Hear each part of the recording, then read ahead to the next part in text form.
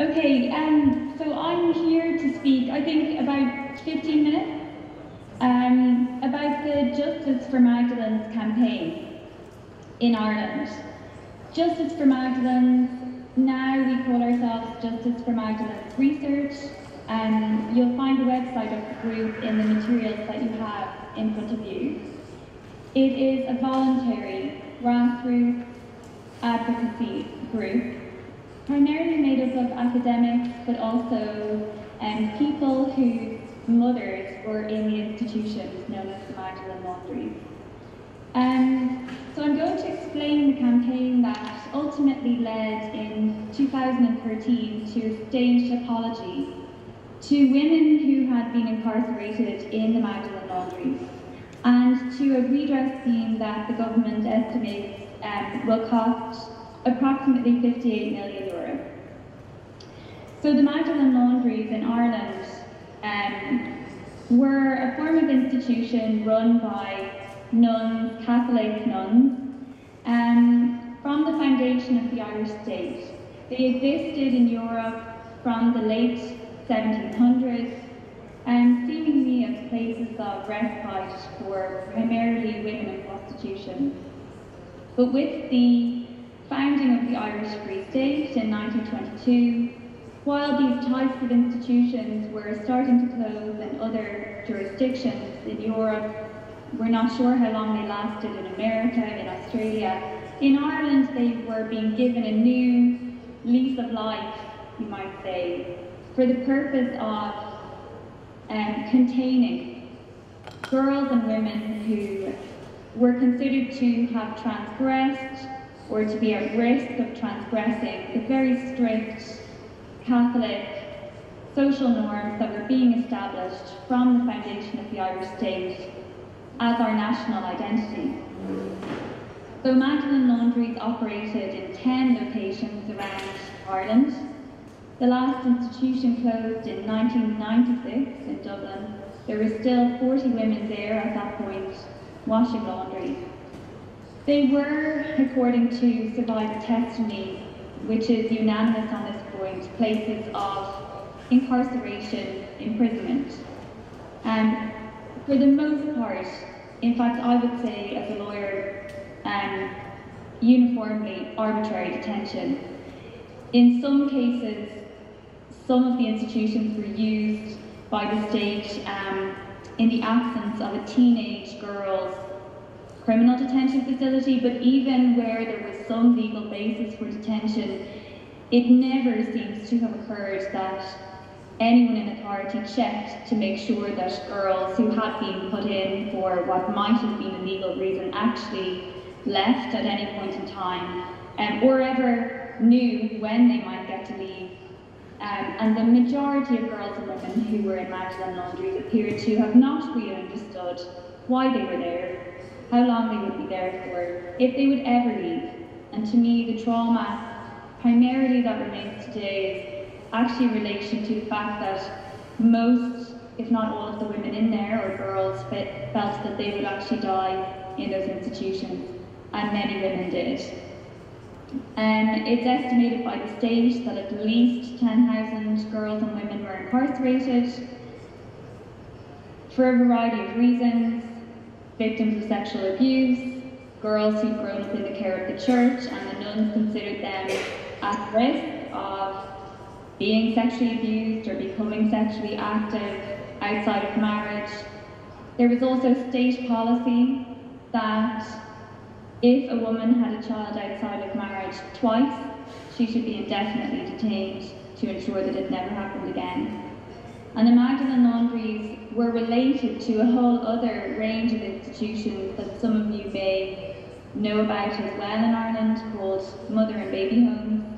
And they were related to a general system of forced adoption and forced family separation of unmarried mothers from their children, a practice that continued with great support from the state right up until the 1980s in Ireland, if not in some cases to the 1990s. So, with that background, another piece of context to share is that These institutions formed part of a large network of containment in Ireland. It's known that by 1951, more than 1% of the Irish population was incarcerated in some form of institution. And that's very much related to the role of the Catholic Church from the foundation of the state in providing social services. They were being paid on a per capita basis for the services that they were providing, and they were running residential schools for children considered needy. They were running mother and baby homes where unmarried mothers were being sent or were going because of a lack of any family support or any other financial support from the state or any community support. There were also psychiatric institutions from Victorian times that continued to operate in Ireland.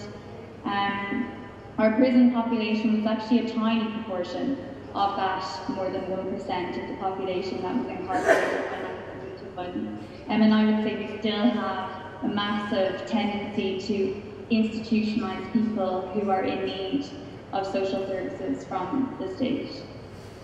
So the Justice for Magdalenes campaign began in 1993 when, informally really, and in a very small way but significant, in 1993 some of the nuns who had operated one of the Magdalene laundries wanted to sell some land, and the land contained unmarked graves of women who had died in Magdalene laundries.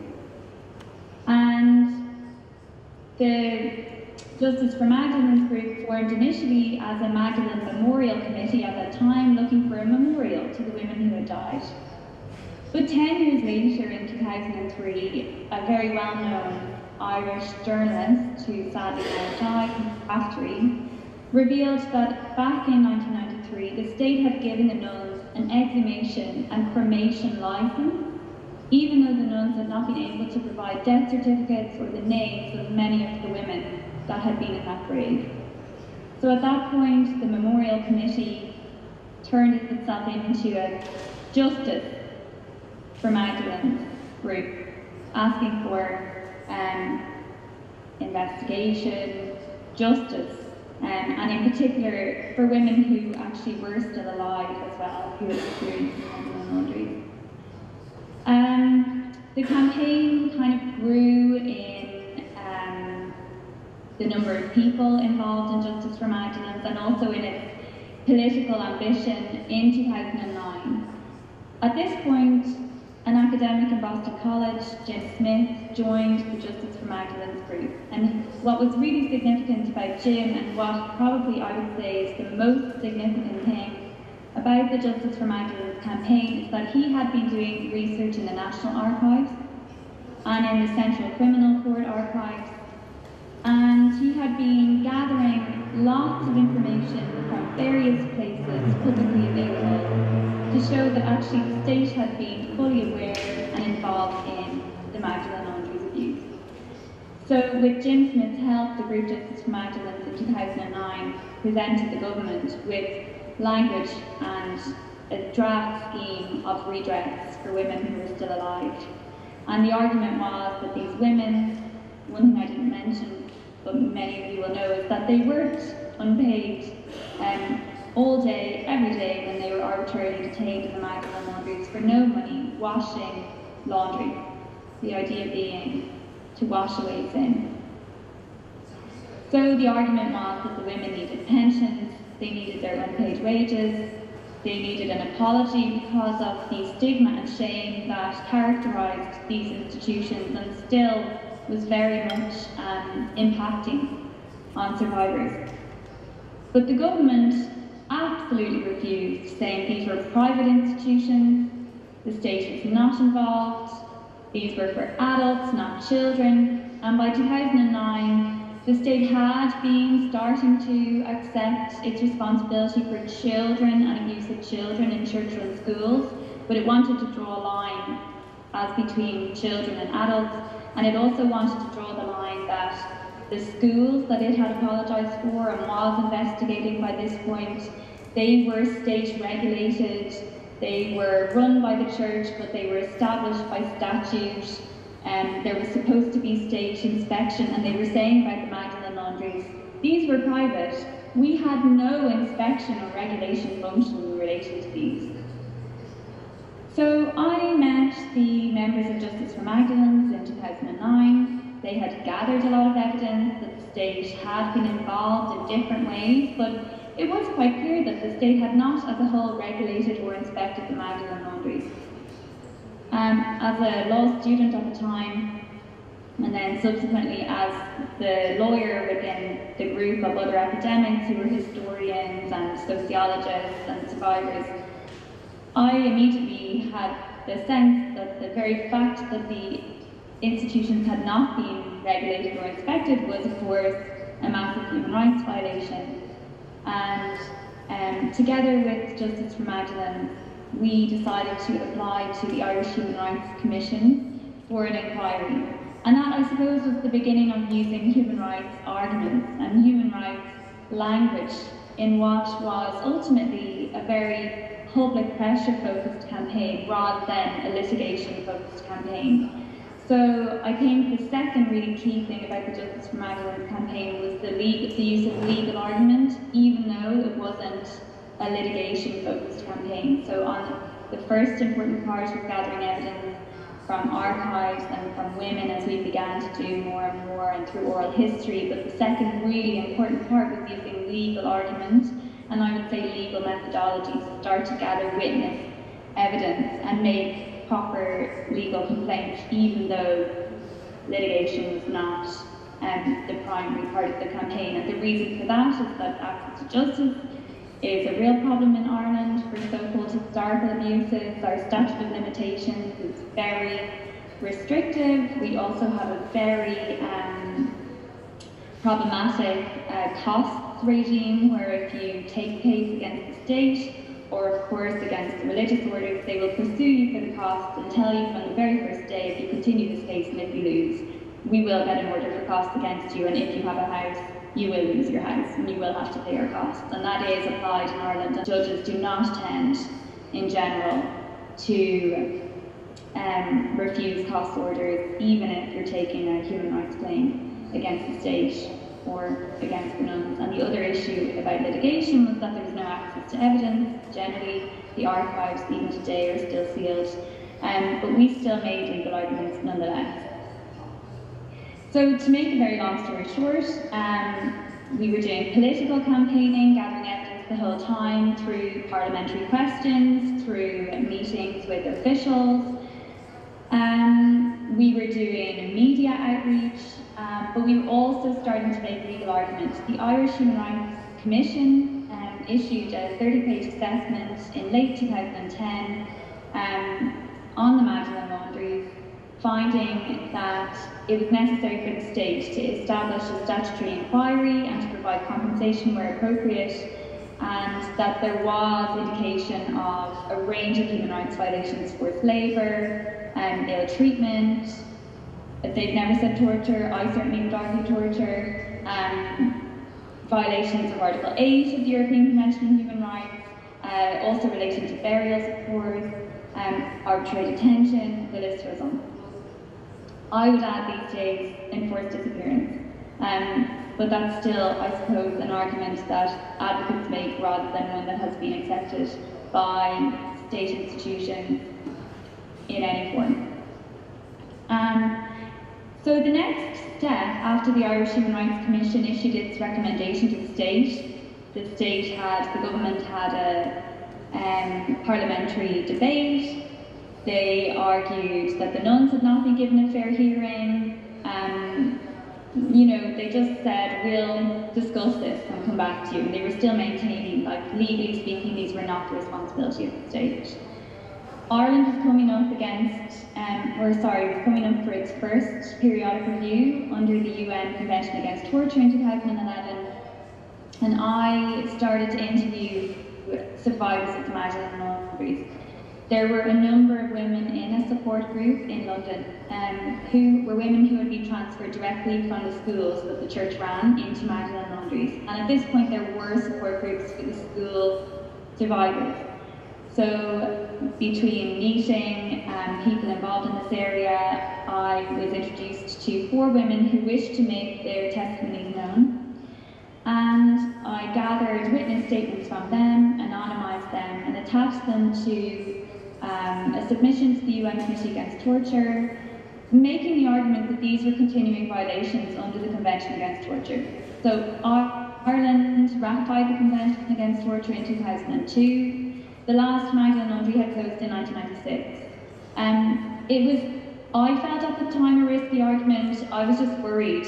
Like, legally speaking, I knew it was a sound argument, but I was worried about the practical possibility that the committee might, of course, decide that this was in the past, it was a historic violation, not a continuing one, and that it might damage the campaign. And actually, the Irish Human Rights Commission did not raise the issue of Magdalene laundries at the UN Committee Against Torture hearing, even though it happened only a few months after they had made their recommendation. So I think it was maybe seen as in the past. However, the UN Committee Against Torture did pay great attention to it and issued a detailed recommendation. And we used the video footage of the committee's examination of to pursue our political and public pressure campaign. So that examination of the UN Committee Against Torture in 2011 was the first time that a periodic review process had been live streamed. It was the OMCT organisation had worked with an Irish civil society organisation to arrange that.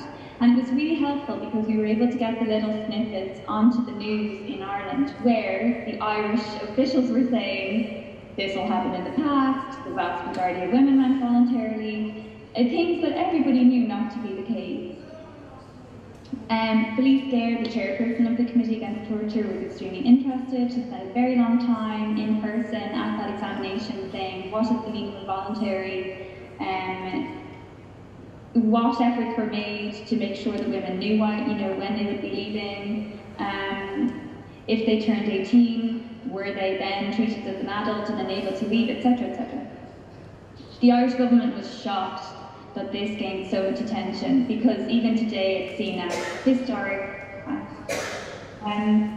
It was a real lesson to me as a young lawyer, and I think it's very revealing now. The fact that when I began to interview women at age 23, it was very clear to me that it was an ongoing form of degrading treatment. The fact that they were continuing to live in a situation where they knew they were not being believed, and where all of the impact of their treatment was continuing. And the UN Committee Against Torture, in its general comment number 3 in 2014, did make the point that if torture and ill treatment are not remedied, actually their impact can become worse over time, rather than the opposite.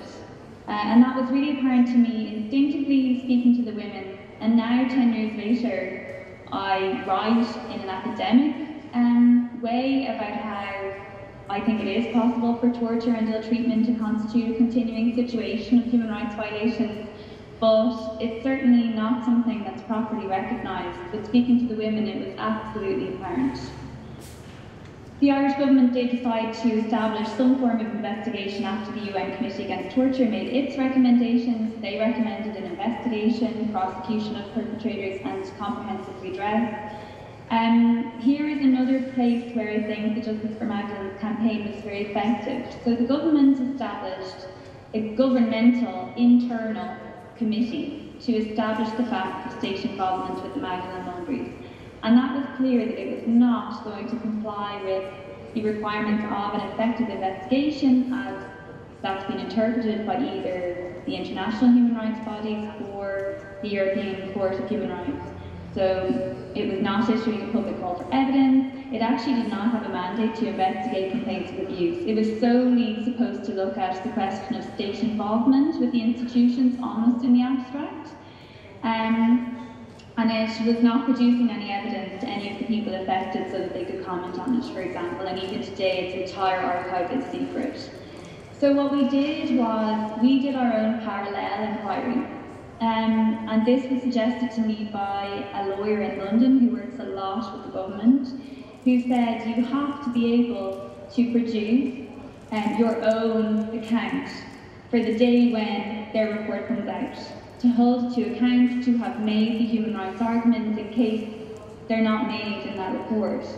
So we gathered 5,000 pages of evidence, archival evidence, 800 pages of witness testimony. We gathered lots of media reports, journalistic reports over decades to show both at the time what was known to have happened, and then of course gathered as much evidence from women who'd experienced it and also other witnesses. And we made legal arguments in a 150-page submission to that inquiry. So what we were able to do then was to redact people's sensitive data and to produce the 150 pages to every parliamentarian the same day that the report of the committee was produced. And it was really important because the committee hadn't taken a human rights approach. It had found that the state was involved in every respect. But what it then said was actually there was a law that allowed the nuns not to pay wages.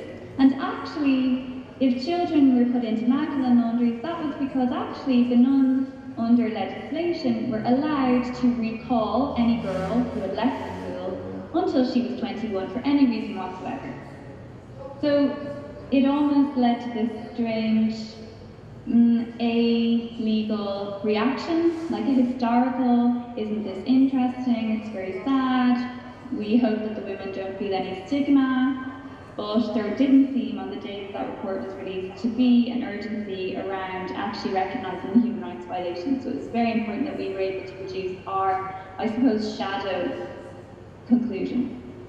And 2 weeks later, having done lots of more media work, the state did apologise for the Magdalene laundries, and they did give a High Court judge the job of coming up with a scheme which now has paid around 700 women up to €100,000 and given them some pension payments and supposedly given them health care, but there are major problems with the care that they were supposed to receive.